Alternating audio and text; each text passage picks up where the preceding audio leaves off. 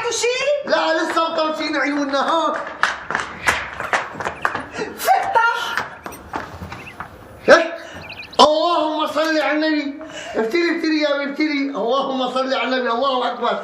شو هالتفصيل الحلوه. عدي يا ابي عدي. شايف يا ابو بدر؟ خيطناه عند نزيهه، هي احسن خياطه بالشام كلياتها. ليكي فوزيه خطت الجايه بتعملي لها تفصيلتين لوردي. من عيوني التنتين، وبدنا نخيط شروال لبدر كمان. ايه ضروري، خصوصي انه ما بيعرف شعر البابور.